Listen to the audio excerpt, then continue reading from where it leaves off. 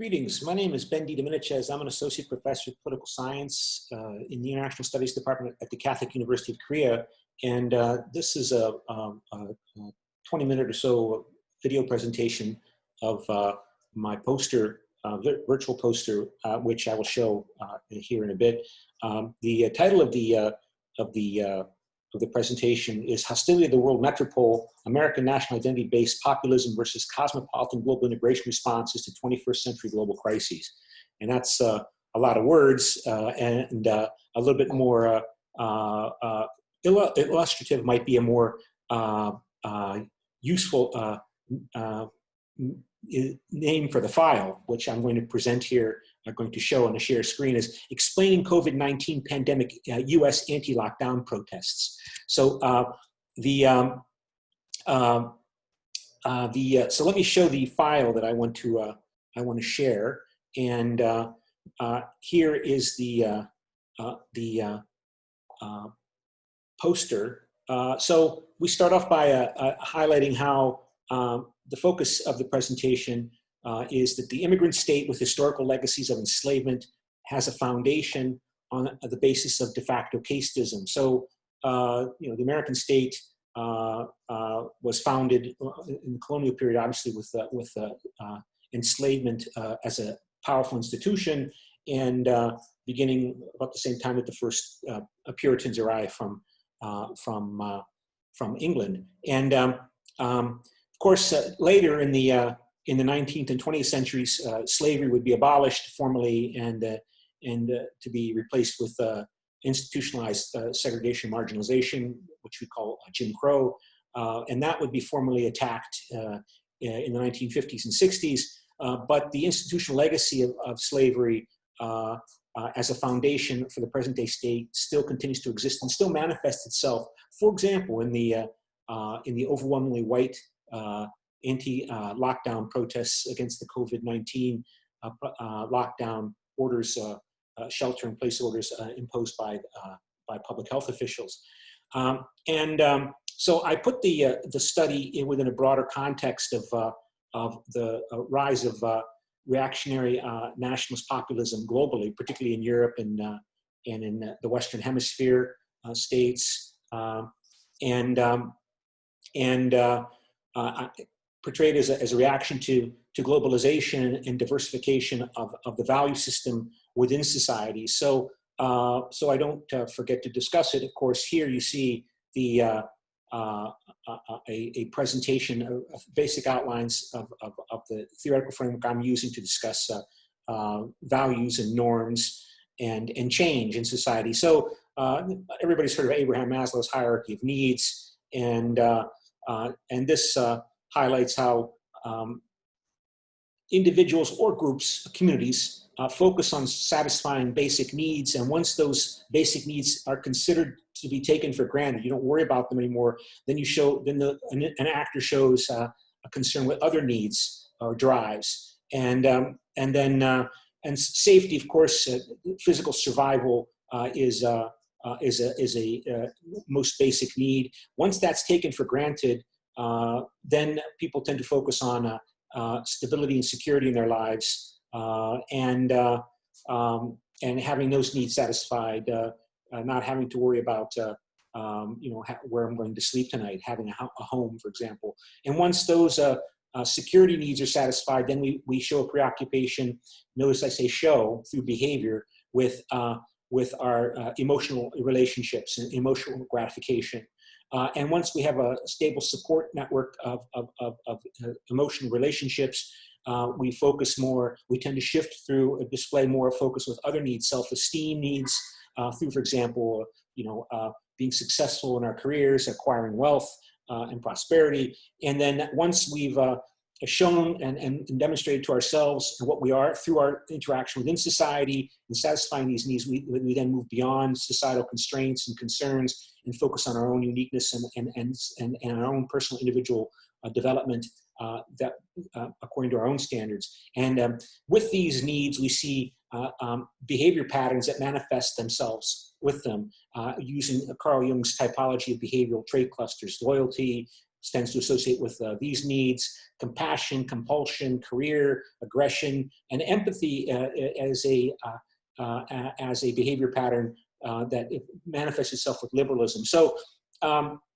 obviously societies have changed and developed over the generations so that more and more people have the benefits, for example, in Europe and the United States, of living in a developed welfare state with education and healthcare, and so. But still, of course, there are segments of society that live in a world of increasing anxiety and concern with globalization and the difficulty of increasing difficulty of maintaining self-status satisfaction in comparison with others who are benefiting more from globalization, those who have a higher education, 4-year degrees or higher, bachelor's degrees or higher, who are multilingual, who benefit from globalization, people like me, right? I mean, here I am teaching in English at a Catholic university in Korea, whereas white Anglo-Saxon Protestants in the United States is the traditional core group going back to the founding of the colonies 400 years ago. Many of those people are of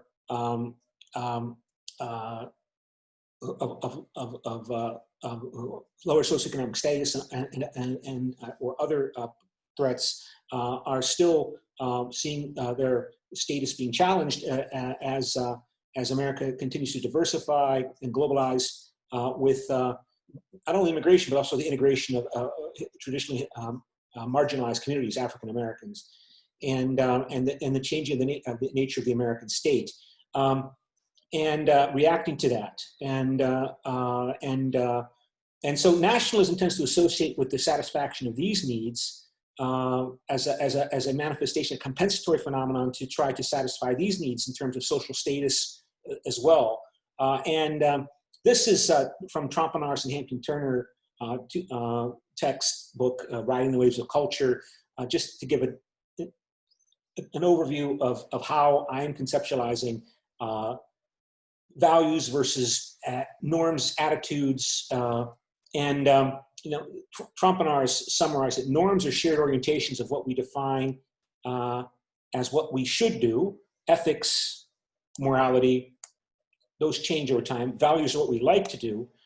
Basic assumptions are values that have become norms. So norms change, obviously. There was norms of course, miscegenation was illegal. White and black people should not be allowed to marry, according to American laws going back centuries until Loving versus Virginia overturned, a Supreme Court decision overturned the remaining miscegenation laws in, I think it was 36 states that were still in place. Values are what we like to do. We like to marginalize and stereotype African Americans as for example, as an outgroup, so that it's one way to acquire status in a descriptive traditional society that with a caste system, right? A caste system. And so these change, values and norms change, but there's often a tension between them. There can be a backlash, right? This, of course, I think you won't find many people who admit that they're racist. Maybe 70, 80 years ago, people would openly say, of course, whites are superior to blacks. But people won't say that today, but so because the norms have changed. You're not supposed to be openly racist, but there's still a desire to find outgroups, and the traditional outgroups in America are non-white groups. And of course, white as an identity changes. I mean, everyone knows, like 100 years ago, Southern Europeans were not considered white, but they are evidently today, as we see with Catholics rising to top levels in the U.S. government. John F. Kennedy's election as president in 1960. I think most of the Supreme Court justices, I think, are Catholics. And so it's easier for European immigrants to integrate and assimilate into the white Anglo-Saxon Protestant Puritan-founded core group, the WASP core group. But racial boundaries are much more strong in the United States. And that goes back to the casteism established with the foundation of the United States. And so I wanted to try to highlight and explain this notion of the American Creed. The American Creed is American belief system, which Seymour Martin Lipset highlighted in his 1997 book, American Exceptionalism, A Double-Edged Sword, which is the dominant worldview, attitude, norm set that defines for lack of a better term, political culture in the United States. And its degree of Gramscian hegemony is very strong in the United States. Lipset highlights how Alexis de Tocqueville came to the United States in the early 19th century, and he went to Harvard and to observe the center of American intelligentsia, or at least a center, and he was struck by how there was such a comparative homogeneity in their belief system compared to what he would find, for example, in Parisian universities, for example, and that Gramscian hegemonic worldview is, according to Lipset, basically classical liberalism in its 18th and 19th forms. Classical Lockean liberalism of the 18th and 19th century. Lipset highlights how it's clearly described and displayed in the American Declaration of Independence from Great Britain, and it can be summarized in 5 terms, in 5 words: liberty, freedom, personal freedom, in other words, egalitarianism, meaning equality of opportunity, rejecting aristocratic privilege that the Puritans rejected when they came to the United States, individualism, populism, democracy, and laissez-faire, small government, no government interference. And of course, Lipset in that really interesting book, American Exceptionalism, highlights how the Puritans, Calvinist Puritans from England who came to the United States were suspicious of a paternalistic government because the paternalistic government in Britain would justify its paternalism in terms of the Anglican Church, the state-formed church. And John Locke and Lockean liberalism, of course, articulated its demands in terms of the demands of the emerging middle class, confronting an aristocratic state dominated at the top by the monarchy, justifying aristocratic privilege in terms of religious terms. And so the Puritan Calvinist response in England included a strongly religious element. I mean, everybody knows, right, that John Locke's second treatise of government, the first treatise, of course, is a biblical scriptural exegesis, hermeneutical interpretation to justify his political theory. And this background relevance discussion highlights is from Zafirowski, a 2010 article pointing out that Calvinism in its American Puritanist form came to the United States and was strongly implemented because there were no countervailing forces, in powerful political forces. There wasn't an aristocratic state. There wasn't the Anglican Church, obviously. And so this explains, I argue, why the American Creed, the secular religion of the United States, the dominant Gramscian hegemonic secular religion of the United States, is so dominant in the United States today because of the roots of the United States in this unfiltered, unmoderated American Calvinist Puritanism. And that's what Zafirowski highlights in this quote that I place here. And so it manifests itself in this suspicion that American conservative nationalists typically have of leftist arguments, particularly non-white political leaders who are advocating social democratic reforms, like the very mild variety, like Barack Obama, that this is socialism. And socialism is a code word, I think, of this legacy of slavery, right? That and of course, sometimes it was just openly manifested, right, with this birther conspiracy that Barack Obama was not really even, he's not American, that he was born in Kenya. And so you see it again emerging now that advocates for Trump highlight how he should be reelected, because otherwise, if he's not, the result of the consequences of the pandemic and the societal and otherwise will be the rise of socialism. And we're seeing it now also manifested with the reaction to the rioting in urban centers in the United States against the George Floyd killing by the Minneapolis police officers. And so the just to highlight that this notion of being American comes down to this belief that you adhere to this American creed, which has its roots in Lockean Calvinist Puritanist ideology and religion. And so just to quote here, according to Lipset, I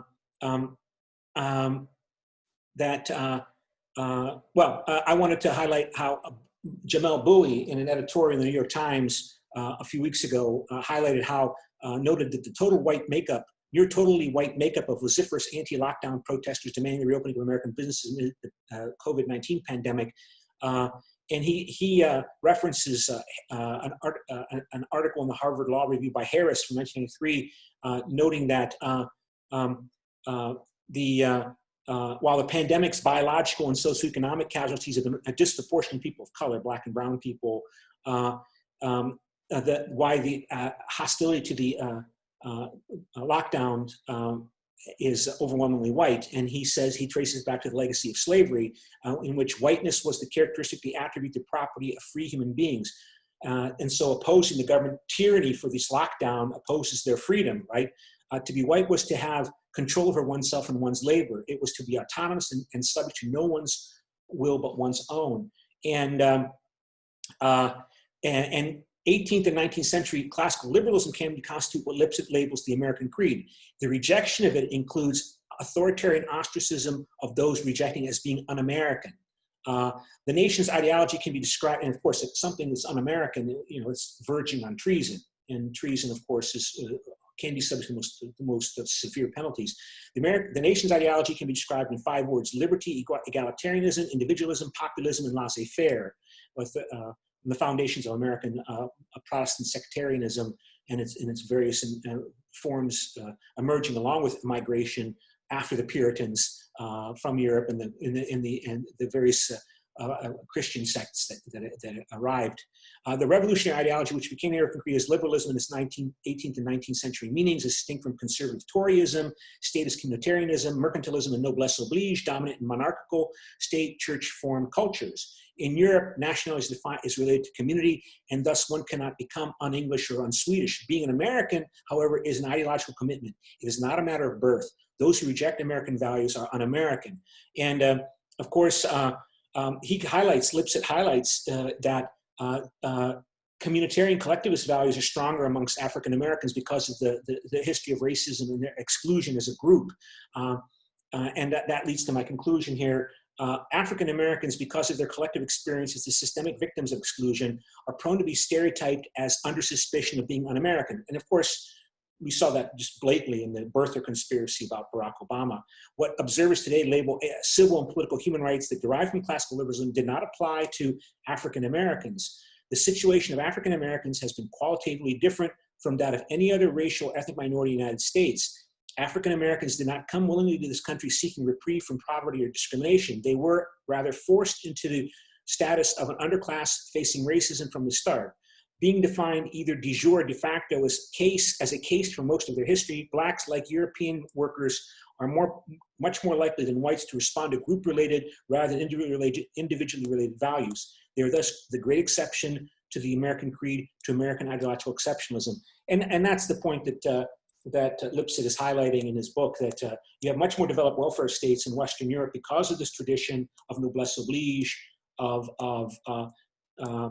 recognition I belong to a peasant or worker class, and the state has the obligation to take care of the society, lead the society in return for my subservience and obedience. on the basis of the status hierarchy. And hence, there's much more strong socialist party movements in Western Europe and in Britain and in the continental European states than ever achieved in the United States, whereas the overwhelming majority of Americans will claim that they all belong to the middle class. And again, that's a legacy of this Gramscian hegemony of Puritanist ideology, with its foundation in the colonial legacy of of slavery. And so I think that's where I'll conclude. And I hope to see you all in the future at a time when we can meet soon face to face. And I will stop there.